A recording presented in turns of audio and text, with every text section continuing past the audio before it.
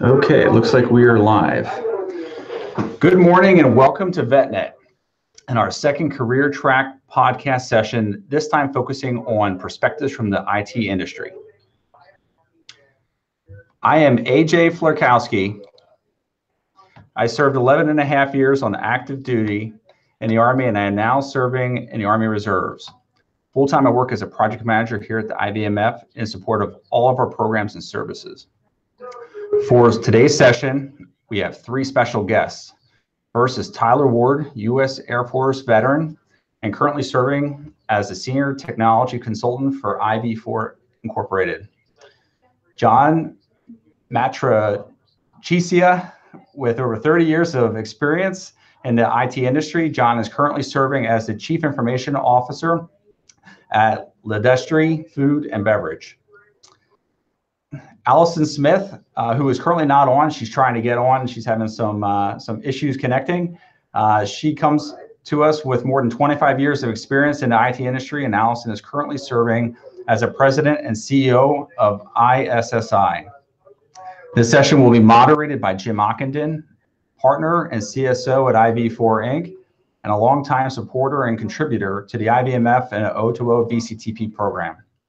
I will be monitoring the YouTube chat channel throughout the course of this session and introduce any questions that come through to our guests. Jim, the floor is yours. Great. Thanks very much, AJ. Appreciate it. Happy to be here today and having all you folks join us.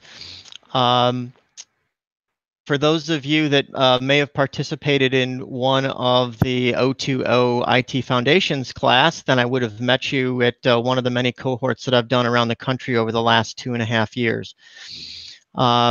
Just as for those of you folks who I haven't had the chance to meet yet, I am a partner and chief sales officer with IV4. And IV4 is a network engineering, consulting, and security firm. We're headquartered in Rochester, New York. And we are, this is my 32nd year in the IT world. And our organization does a tremendous amount of work in the security space, also in the Microsoft world. We offer a variety of consulting and managed services to clients that we have throughout the United States. And as part of my involvement with O2O, I've had the opportunity to meet a lot of you folks and gain a perspective as to some of the interests and challenges and aspirations that you have as you look to pursue a career in the IT space. And I've also, through many of those classes, had the opportunity to chat offline with many of you to get a better understanding of what some of the concerns and challenges that you're facing as you look to transition from your time in the service to the private sector. So as a result, I've invited these three folks to participate in today's discussion because I think they represent three different aspects of some of the things that we talk about in that class.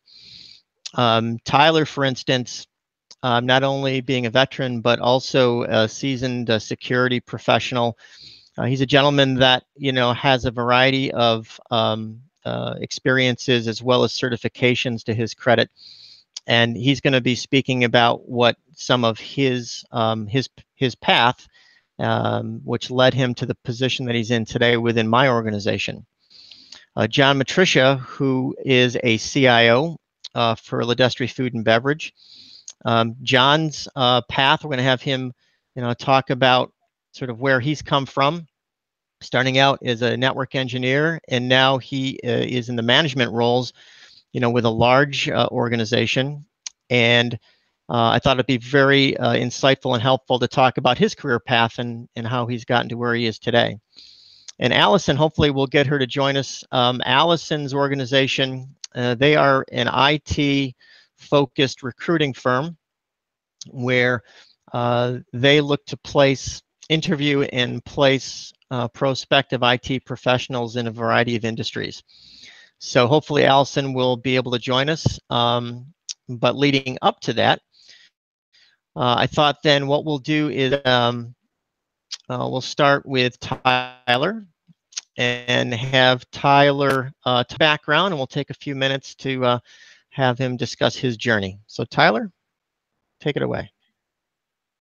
Thanks, Jim. Thanks, everybody, for having me on the call. It's a pleasure. Well, Jim explained a little bit about IV4 and what we do. So over at IV4, what I do is I manage our security operations center. And it's really, full flavor, everything having to do with cybersecurity, from penetration testing to writing policies, doing social engineering tests with clients, a lot of the fun stuff, compliance, and just really all sorts of different security architecture projects. So it's a great time.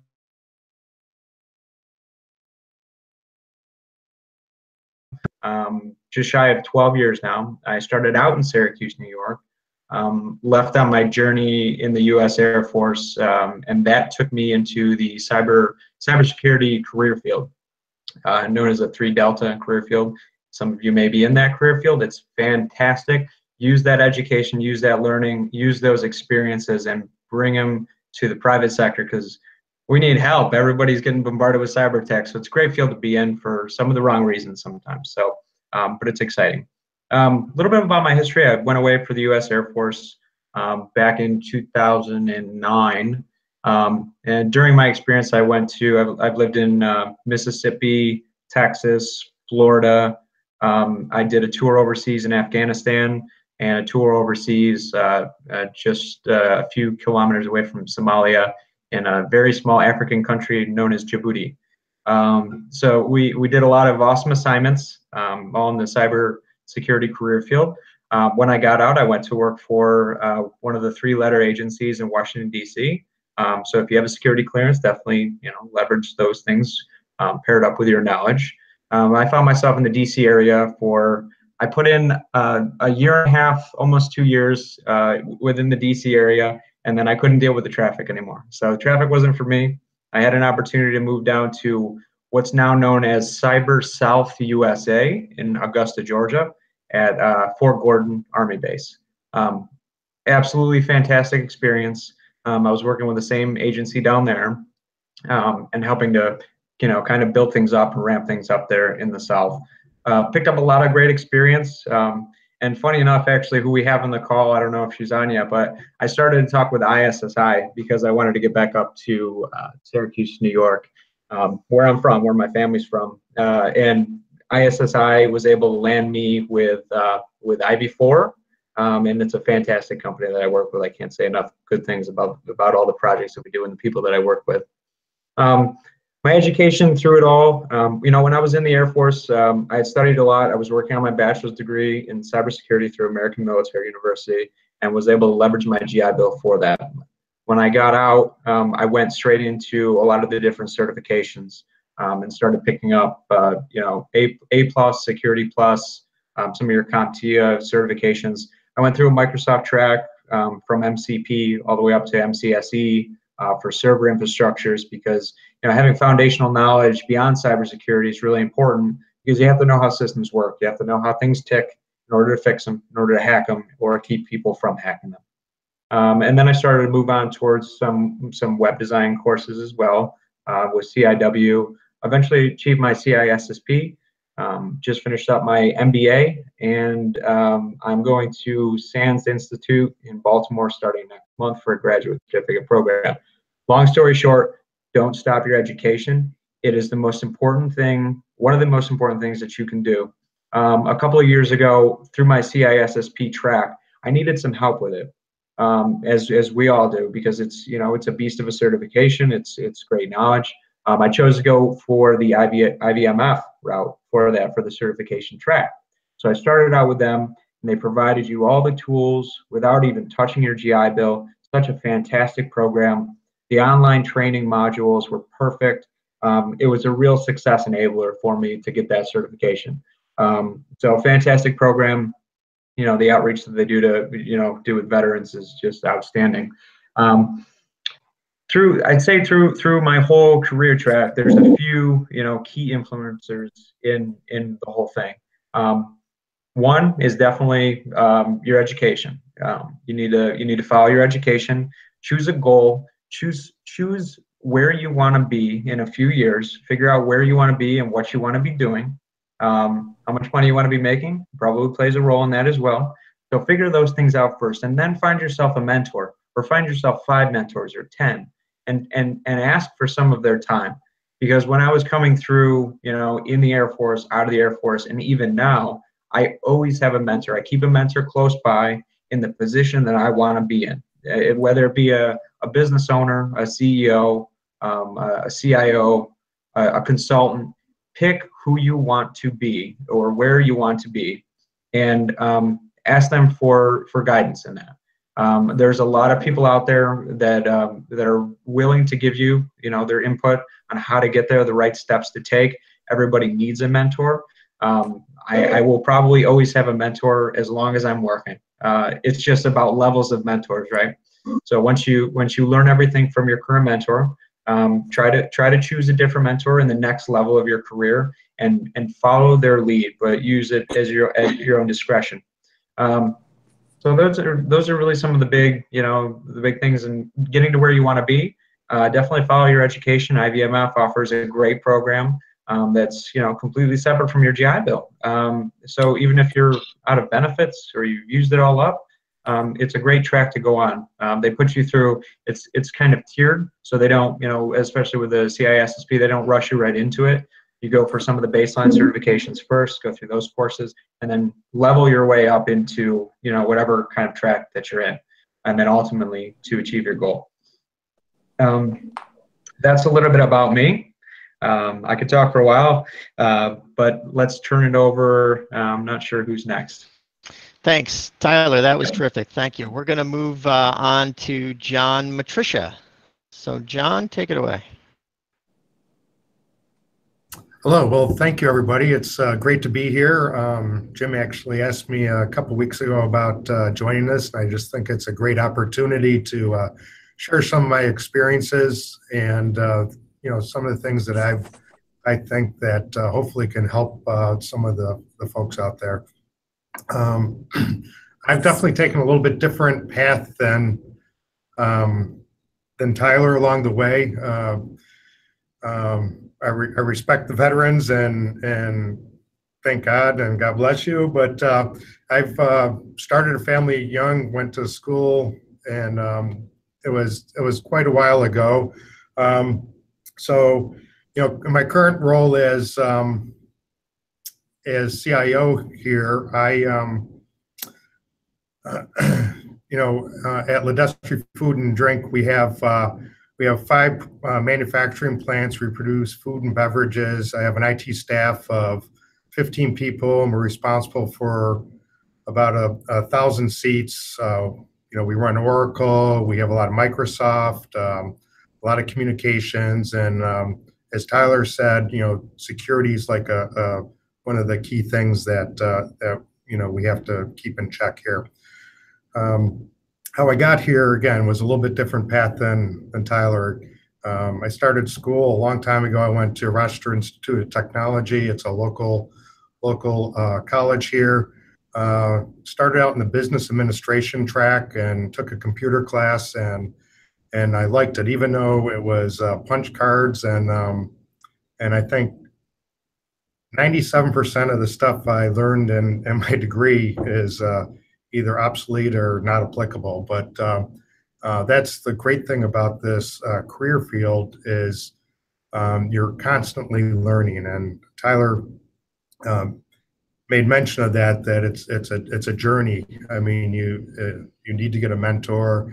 You pick up experiences, and you really learn along the whole spectrum of your position. Out of college, I started really as actually a programmer analyst for about 5 years, developing in PL1. It's an old language, and then kind of started to move down more of a Unix DBA type of, more a technical type of a path, and doing some project management. And then from there, again, always taking the opportunity to learn new skills as in my job, and when there was workshops or any type of thing like that. They really didn't have a whole lot of certifications when I was first starting out. So a lot of them were like maybe workshops or a lot of self-taught or college type courses that you could take. From there, I ended up, because I had the programming and then some of the technical stuff, I ended up moving to another job where I was an IT manager and kind of had groups of people working for me, but a small shop where you still get a lot of hands-on type of experience.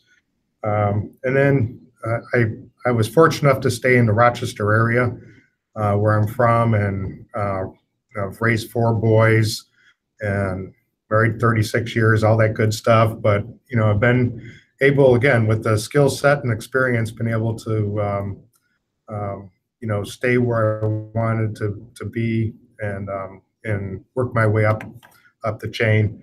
I've been CIO for about 20 years now at 3 different companies. This is my third role, doing about 10 years, a little over 10 years for the first 2, and this is my 3rd year here. And I think that, again, the experiences that get you here is really networking. I've been at Society for Information Managers and CIO roundtables.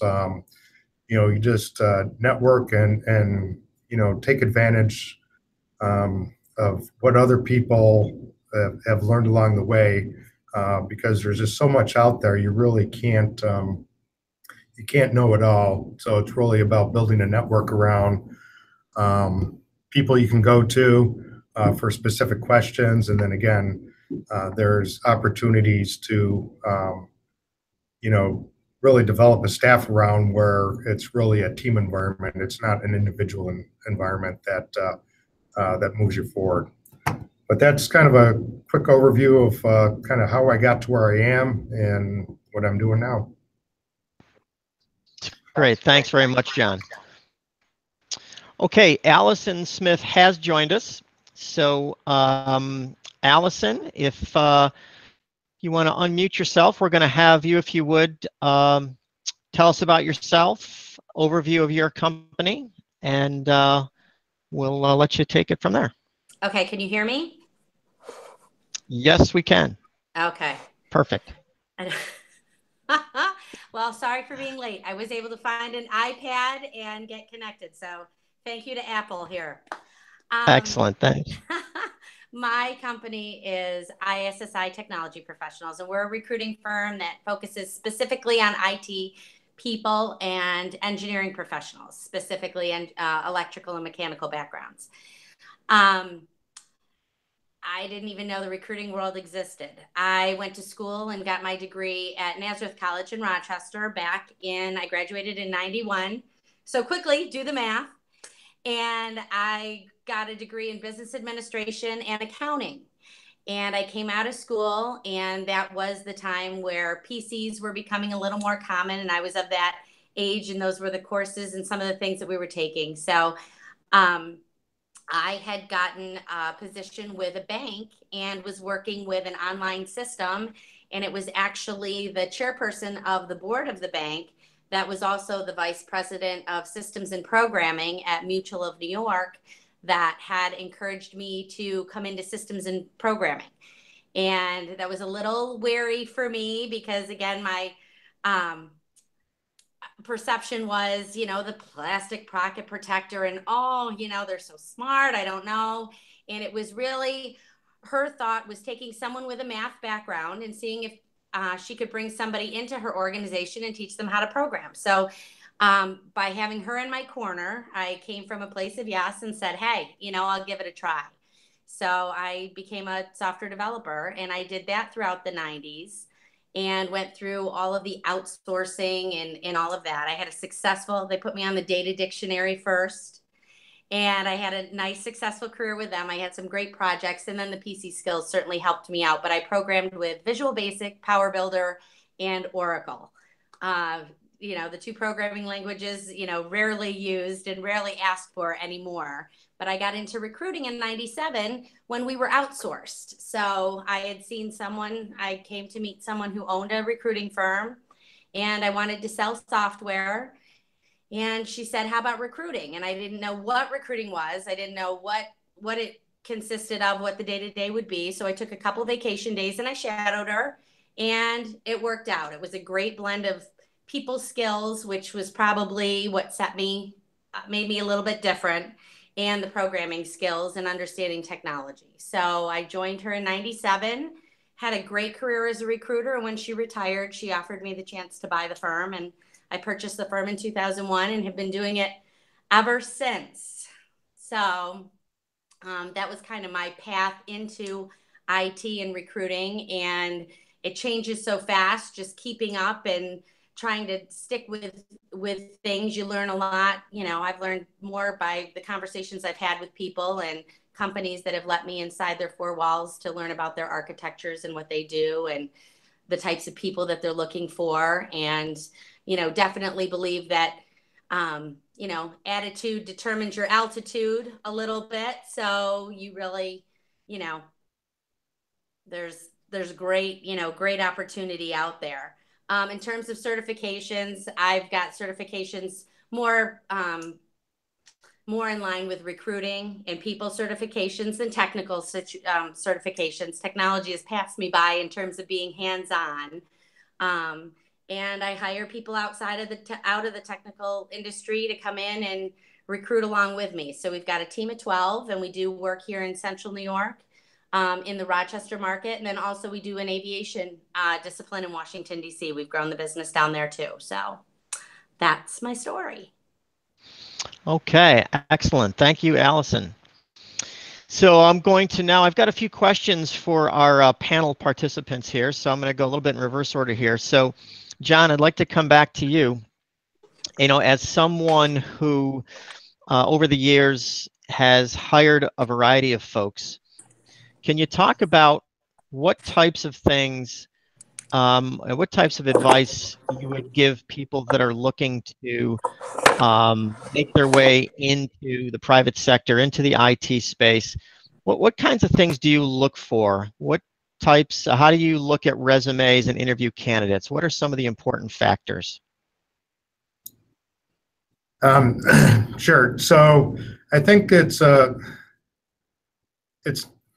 a variety of ways of going about it, but I think, you know, some advice I can give is, I think up front to kind of pick a path that you want and kind of prepare, you know, for that discipline. If it's a security path, there's definitely certifications and different things you do around there. If it's more of a networking or a programming path, or if eventually you want to get to management, you can kind of, I think it's good to kind of get your skills in order.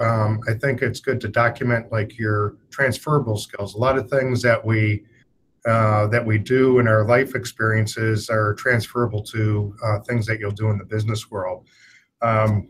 So, you know, I think that you need to do that upfront work to get something that if you push out a resume or you push out a communication, that you'll get the interview. So I think the first step is really to try to craft a resume or, you know, some type of, you know, a LinkedIn or some type of profile that will get you the opportunity to get in the door. And then, so some of the things that we'll look there is, you know, you'll look at the experiences, you'll look at experiences that the candidate has or certifications, and try to align them to what you need in your business or in the position. So a lot of things that you can do is if you look at a specific job opportunity, you can craft your resume or your application to focus on that. So if the position is for a security position, you know, you'll highlight those type of experiences or certifications you have around there.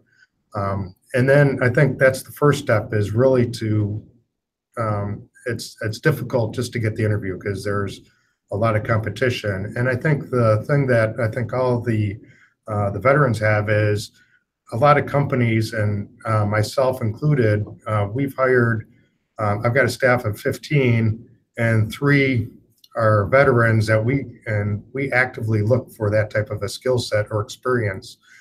So that's something that you should have out there, because it will open doors for you. And then I think the hard part is getting the interview. And then once you're in the interview, I would almost say that the technical skills almost take a backseat to the cultural fit to the company. You really want someone that has the teamwork skills, has the ability to learn. Every company's got a little different profile, so you want someone that's going to be able to adapt and kind of work within that environment that you have at your place. So I think that's really the good thing, is really defining, targeting where you want to go, highlight your experiences, certifications that you have. Again, the veteran position is a good one to come with. And then once you get that interview, you should not exaggerate any of your background and skills, but there's a lot of ways you can link those past experiences to what you can do going forward, and so I think those are some good things. John, those are some really great. One thing in particular I want to come back to that you mentioned was the value of networking. We talk about that in the class, and I encourage folks, to develop that own personal network.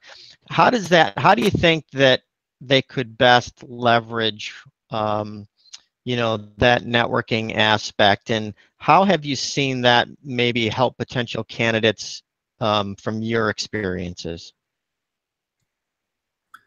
Again, I think you throw a wide net. It's much easier to have a resume presented by a friend or someone that that knows someone in that business. So again, it could be someone that works at a company you're interested in, and it could be just through organizations that you're part of, whether it's a church or one of your professional or through your school. So there's a lot of different opportunities where you can cast a net of connections that you might have. And then I think that just using that network to just get your foot in the door, you shouldn't feel like you're imposing on someone. Most people are very happy to extend that assistance to a friend or to a colleague or someone that you have a past experience with. We just hired two help desk techs over the last 2 weeks. They're starting actually next Monday. One was a 40-year-old veteran that's been in the work world for a while, and one was the son of one of the people I worked with 15 years ago. And she reached out and said, "Hey, would you look at Ryder's resume?" And it's like, yeah, send it over. And we put him up with the 20 other candidates, and just that little connection was an opportunity, and it makes you stand out. It's an opportunity to capitalize on some of those connections you've had in your past and present. That's awesome. Great. Thanks, John. Tyler, question for you. As you were starting down your path, how did you determine what certifications to take? And then how are you able to balance, the certification work that you did and hands-on practical experience? How did you find that balance? And then as you entered the workplace, any suggestions you can give?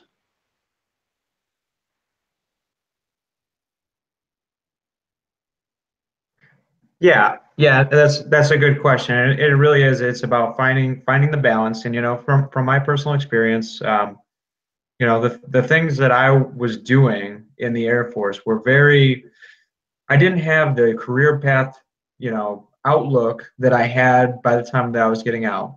it takes a little while to develop. And if you're sitting in the position where you say, well, I really don't know, what kind of position I want to be in. I know I may want to be a CISO at some point, or, a business owner or a consultant, but how do I get there? Figure out what you're good at. Figure out what you're good at, and you're good at something. And one thing before I answer this question is, as John mentioned, and a lot of the things that I see, and when I get a chance to speak with a veteran or to interview a veteran, I will tell you exactly what is missed a lot of the times, and I did it myself when I was coming out, is that I was among my peers of veterans.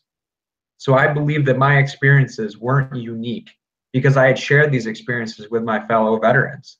So when I came out, I didn't immediately relay those really great experiences with my potential employers. And I was like, wait a second, I'm missing out on something, because these experiences they're not normal. They're very unique. If you're deployed to a location and you do some really cool stuff, share those experiences. Leave your mark on your interviewers. Leave that impression on them.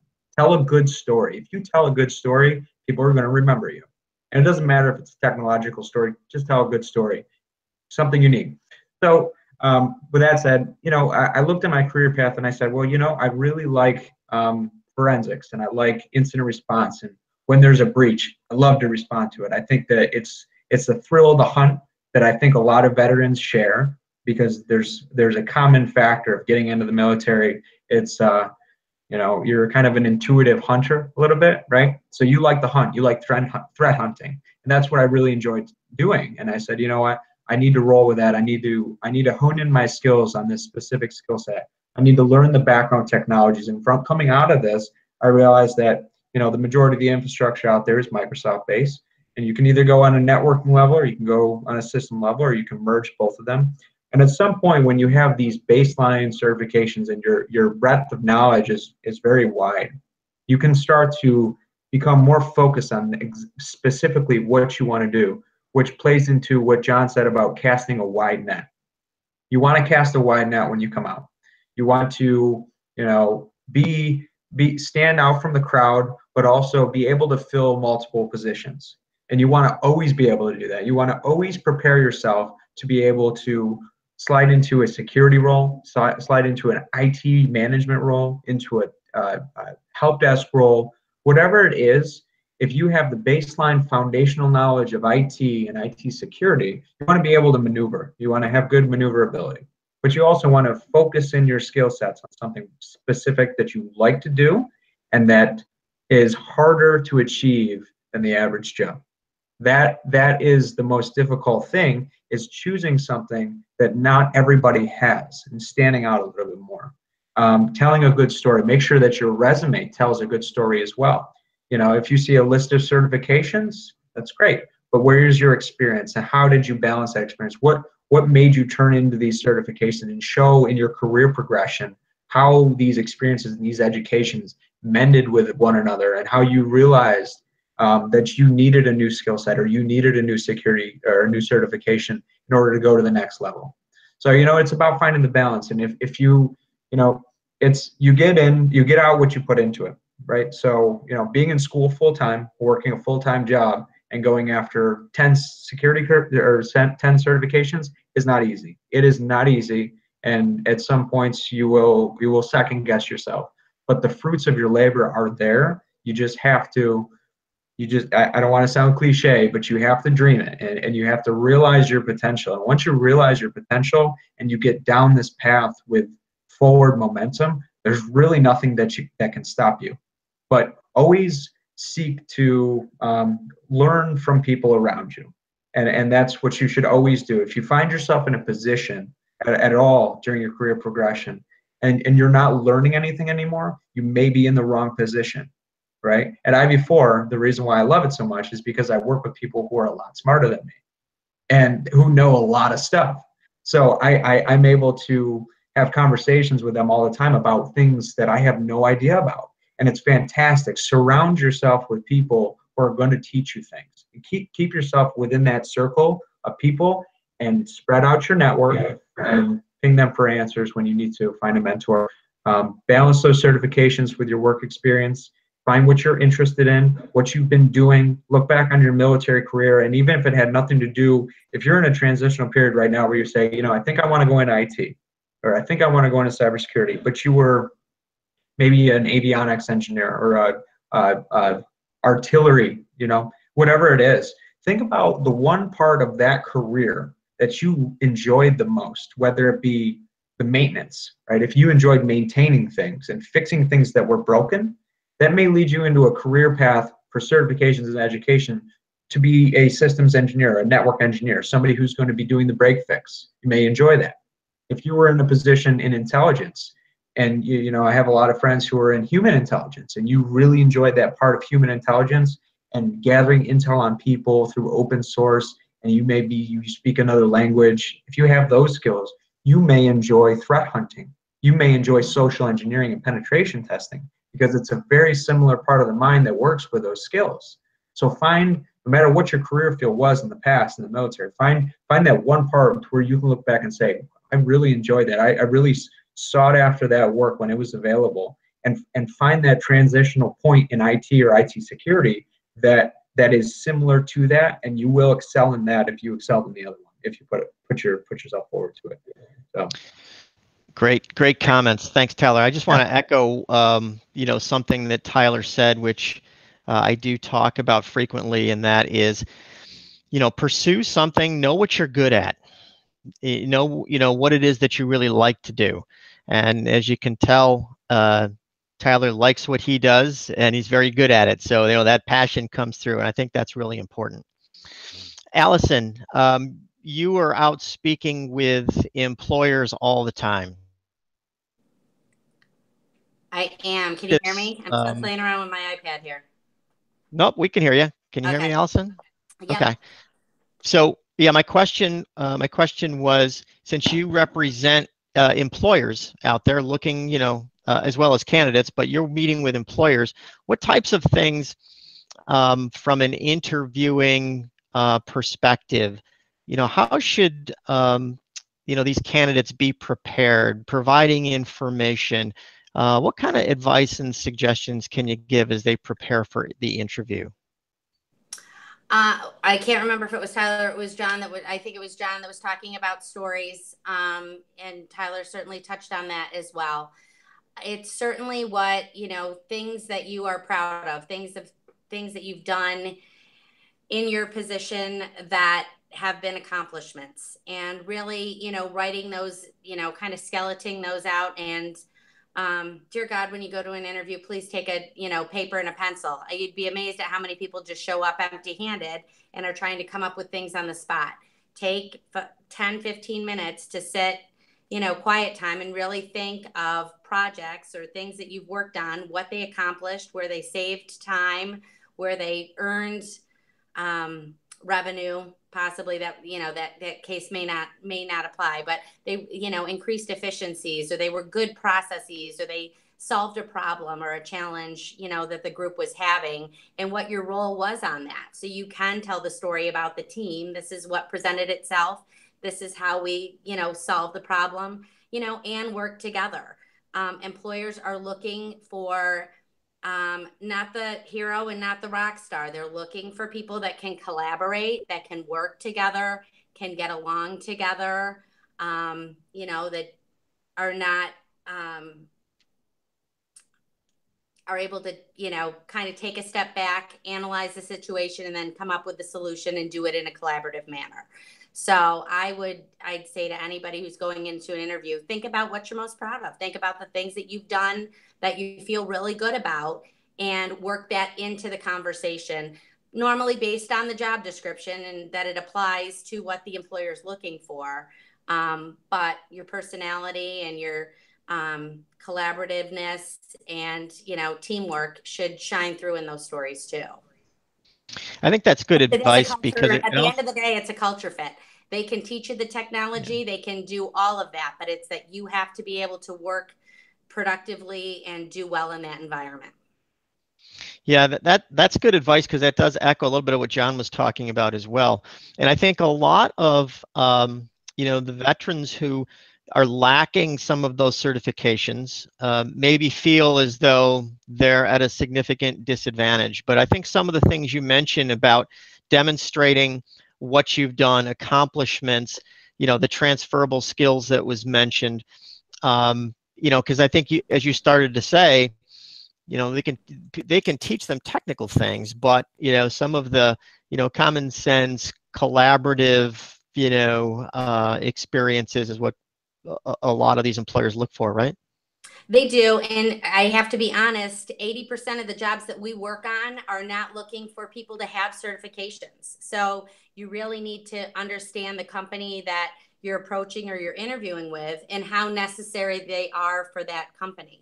Because many want the experience and want the technology skills, but don't require the certification. So, you know, we do see people go out and say, I need to have this certification, I need to do this, I need to do that before I look.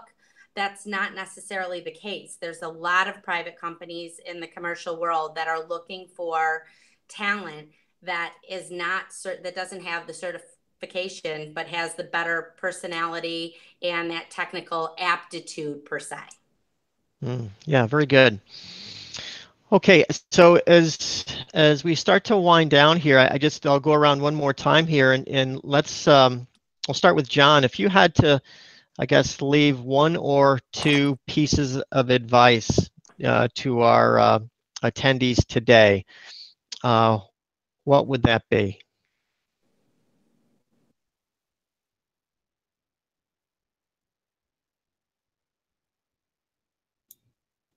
Let me unmute there. And okay, sure.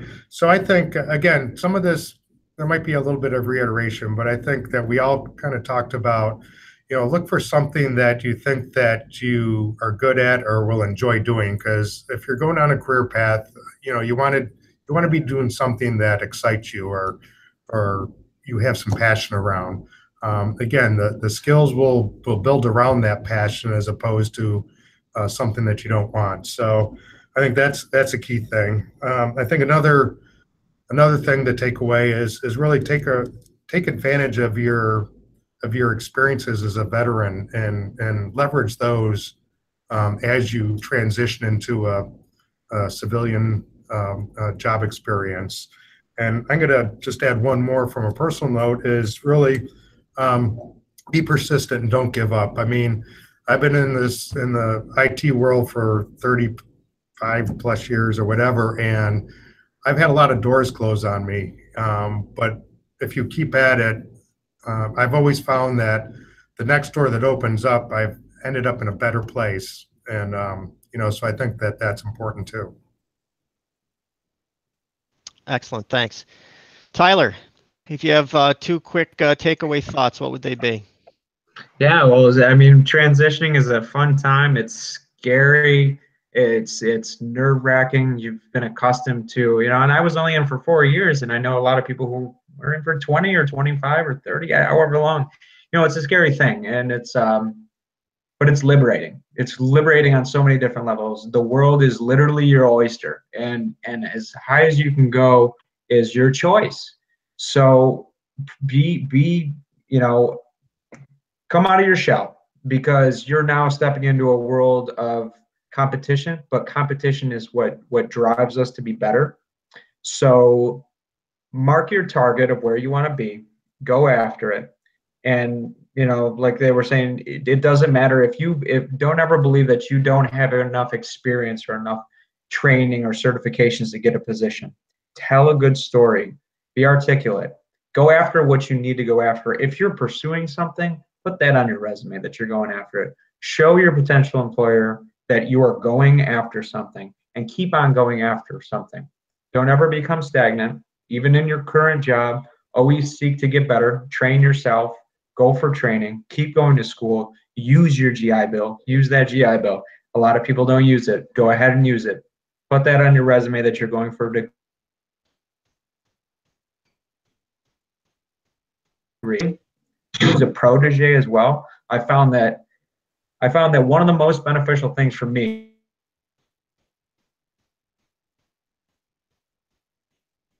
and somebody else.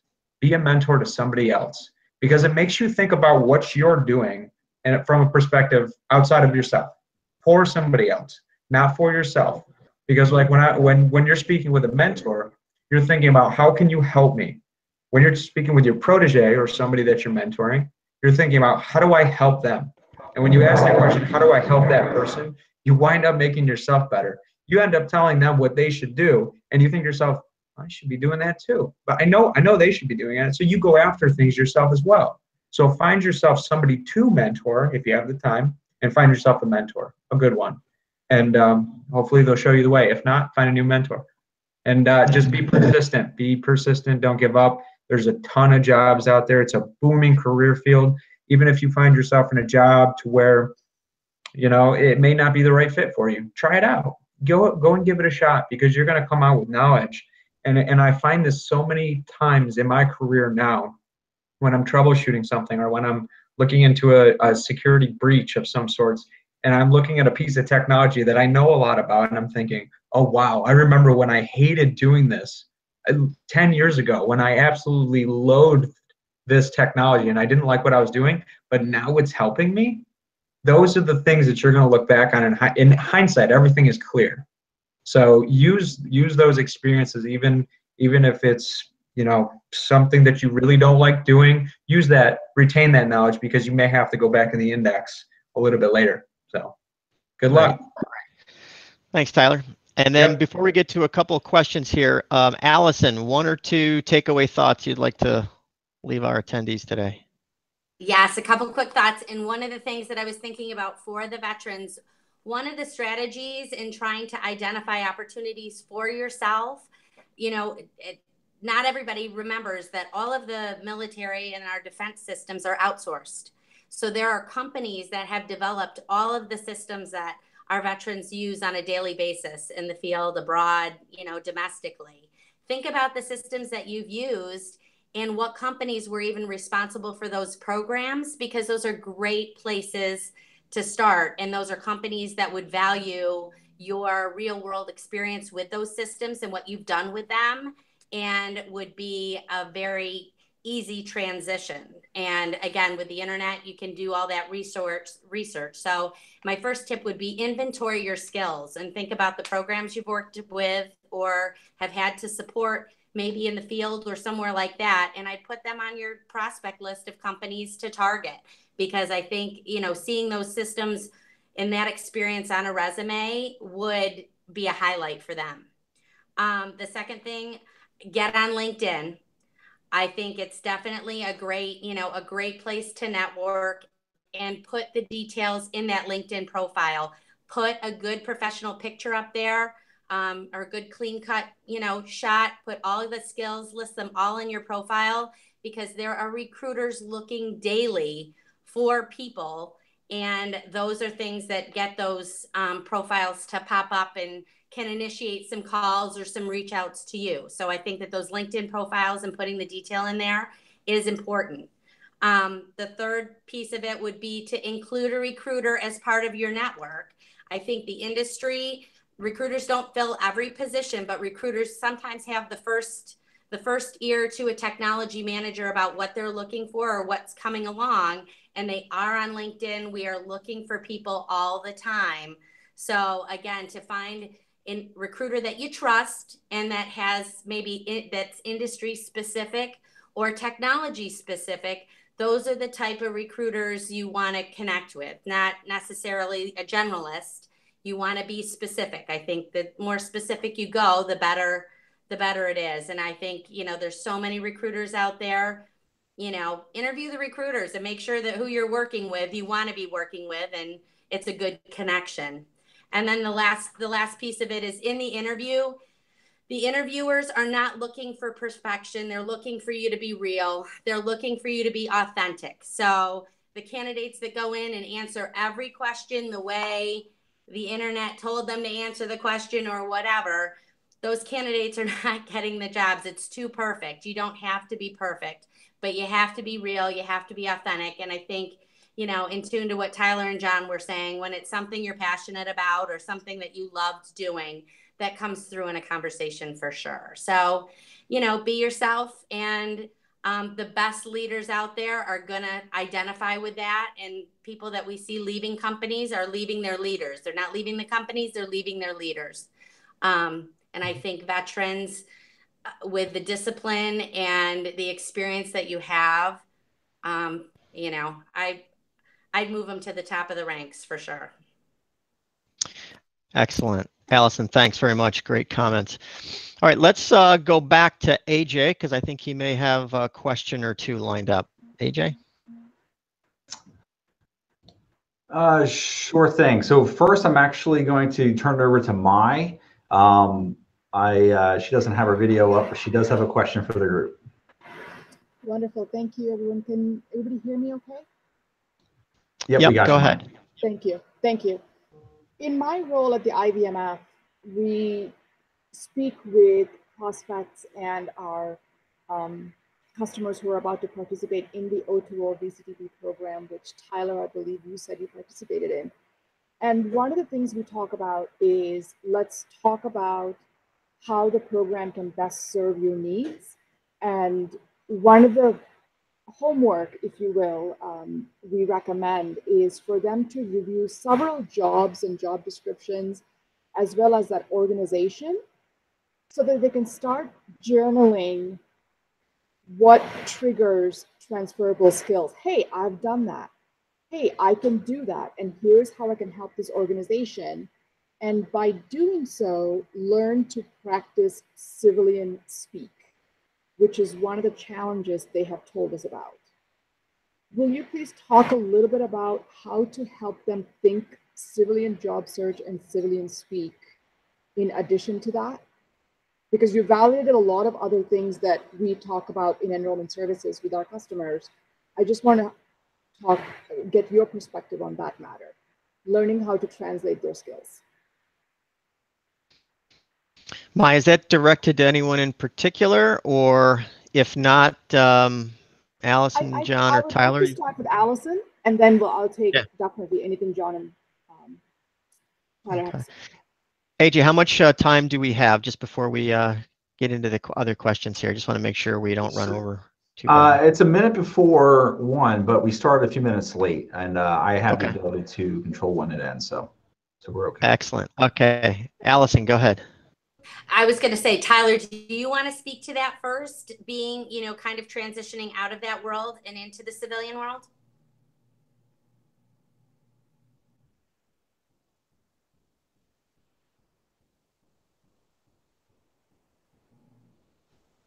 Not sure that he heard you, Allison. Oh, I don't. Can you hear me? Yes, we can hear you. I don't think he heard you, though. You're still on mute, Tyler. There you go. Yeah. Sorry, it was cutting out a little bit. I wasn't sure if that's me. Sorry about that.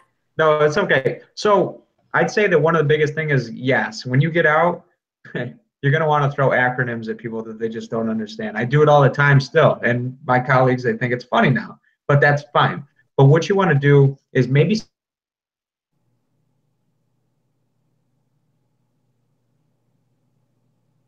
seek a business owners, try to translate those skills. If you know a veteran who has transitioned over to the private industry, ask them to be your mentor, to look over your resume, to ask you, I have these terms and this knowledge and these skill sets. What does this mean to a company? How do I translate this? And that is very important. That translation, you have to be able to get on the same page with your prospective employer, whether they be private, government sector, whoever they are. You have to be on the same page as them. So I'd say that translation of your skills, seek somebody who's in the private industry who maybe has some government experience or military experience, and ask them to look over your resume. Ask them to have a candid conversation with you. Like what I would do is say, tell me about your experience in your terms, how you present that. And then I'm going to give you feedback on how to relay that information. And then you just start to train yourself to think like that a little bit, and you can eventually translate your skills over to the private industry. And I guess to tag on to that, again, with access to the internet, you have access to so much information at your fingertips. Again, if there's other veterans that have transitioned that or in your network, or there's probably even groups on LinkedIn, I would go out to their profiles. I would be looking at, how they documented their experience or how they documented their skills. a recruiter, when we have candidates in, we're helping them with resumes all the time. We're not writing the resume, but we're certainly giving tips and, sending a resume to say, is this too acronym intensive? Does something need to be communicated differently? We can certainly, a recruiter specifically to an industry should be able to help with that as well. And sometimes just a conversation with your family, what you can share and what you can't.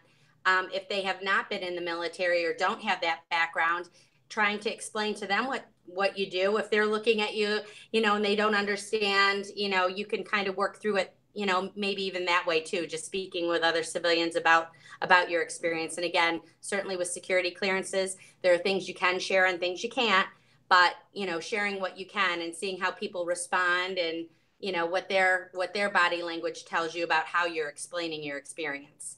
And I think one more thing with those security clearances are extremely valuable. I think the process is taking very long now. I think that is an attractive thing to put on your profiles and on your resumes and things like that too, because, certainly you've already gone through that background and that intensive process, and that's valuable.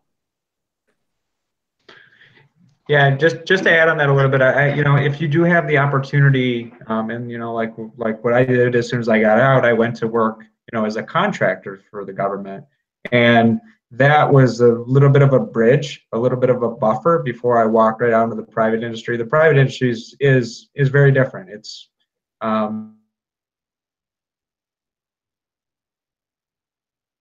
arenas. So, one company could be completely different from another. So I think that, if you have that opportunity to leverage your security clearance, if you have one, even if you don't, to try to go into a government organization or into a contracting role for a short period of time or for the long term, however long you want to, I think that that's a really good bridge, and that helped me considerably. Yeah. Great. Thanks. AJ, Yeah. any others? Yes, actually, we just had a question come in over YouTube.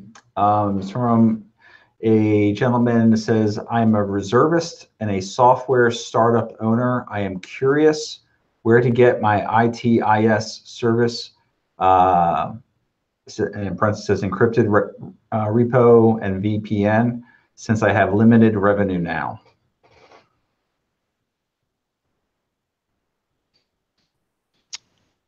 Tyler, John, or Allison, any thoughts on that one? Well, there's a few different options. If you're developing software, I'm sure you're familiar with GitHub. I don't know what their native encryption is on the end, but that's kind of, a little bit open source. Really just depends on the specifics of it. If you're looking for general cloud storage, Google Drive is an option for you. We use primarily Microsoft Azure for a lot of our things. So both Azure and AWS have some low cost options. From a free perspective, it's one of those problems with free and security, right? So if it's free, it's usually not very secure. GitHub is open source. They were just hit with a massive denial of service attack last week. So, it's kind of a balance, but it would really depend on the specifics of it, what you're storing, how secure you want it to be, how secure it has to be, depending on your customers and the levels of crypto that calls for. But there's some free options out there as well for storing data. Source code can be a little bit bulky sometimes, so you gotta maybe look around for that. So, but yeah, it just depends on the specifics of it, really. Yeah. Thanks, Tyler. Yeah. A quick comment, and I don't know all the details to that situation, but again, having your own business and being a business owner and having that software development, I know that MentorProtege program that they do with some of the larger contractors, with pairing you with a smaller contractor, it's a great way to kind of amp up your business and team with some larger companies. And I think in doing that, sometimes you can carve out some space and some technical infrastructure and things that you can, share or work together with that might help offset some of those expenses or infrastructure costs that you'd have, starting up. Great. We do have one more question here that just came in as well. Allison, I'll direct this to you just because I think this is up your alley. A gentleman says, recruiters say I have a great resume and seem excited about it, but I am yet to get an interview. What do you recommend? I am targeting my resume with keywords from the job descriptions as well. Number one, I would want to make sure that you're working with the right recruiter, that they are industry specific or technology specific so that they're seeing enough jobs for you. If they don't see enough jobs or they're a little more general in nature, that can become a little bit of a long shot. They can love your resume, but they never have a client looking for your skills. A lot of, I think, the misconception about recruiting is it is a timing situation. So you have to have the right candidate and the right position at the right time, and the employers are paying the recruiter fee. So companies will pay us to find them the right talent. So I think when you are specialized or you are specific, you're getting enough pipeline, you're getting enough companies out there looking for similar skill sets that you get enough opportunities for your candidates. I think sometimes if you're, again, with the wrong recruiter and they see one job a year or a couple jobs a year, there's not they're being nice and telling you, yes, your resume looks great, but they're not going to have enough of the opportunities. And that's a great question to ask your recruiter is, how many people like me have you placed? And if they can't give you a number, and we're a numbers world, shame on them, I would say. And, they're recruiters right now in the right industries, we can't find enough good people. So again, just make sure that the recruiter that you're working with is, niche and industry specific so that the timing works in your favor. Awesome. That is it for right now as far as the questions that came in over to YouTube chat channel. There was another comment that came in that I figure I should just reverberate here. Basically, tells the viewers not to forget about the VA benefits that are available to veterans as far as reimbursement for certifications and things like that. So, and they actually provide the contact number for that. So folks that are viewing this over to YouTube chat for this in the future, just scroll down below and you'll see that in the chat communications. And then the last thing I wanted to reiterate here, Tyler mentioned this quite a bit about mentorship. So 2 IVMF post-program services that we offer, one with eMentor and one with ACP, provide that type of service. ACP in particular, and I think eMentor as well, but both sides of it, kind of as Tyler mentioned, if you want to receive mentorship or if you want to provide mentorship, both those organizations are part of the offering that we have for our folks. And if you're interested, IVMF alumni at syr.edu, just shoot the email off, and Elvis and myself will get on that and connect you in. So, Jim, do you have anything in closing? No. Other than just saying thank you to John Matricia, Tyler Ward, Allison Smith. Appreciate you guys being a part of our discussion today. And just good luck to all of our veteran participants out there today. Great. So, and I same thing here. Appreciate everyone's time today. This session here will be posted on the IVMF VetNet page for future viewing access. And please feel free to share that with anybody you think may have missed it that wanted to view it or participate and wasn't able to. Be on the lookout for future VetNet events. We have another employer spotlight in the works for April, working with HHUSA on that. So there should be an announcement here in the next few weeks coming out that will speak to that session. Other than that, I hope everybody's having a great 2018 so far. Syracuse basketball won last night, so everybody here is happy. There you go. And that's it. So I really appreciate you taking the time out of your day to watch. Thank you, Tyler, John, and Allison, and Jim for sharing your background and experience and your knowledge with everybody here. So appreciate it. All right. So long, everyone. Thanks, everybody. Thanks, guys. Bye-bye.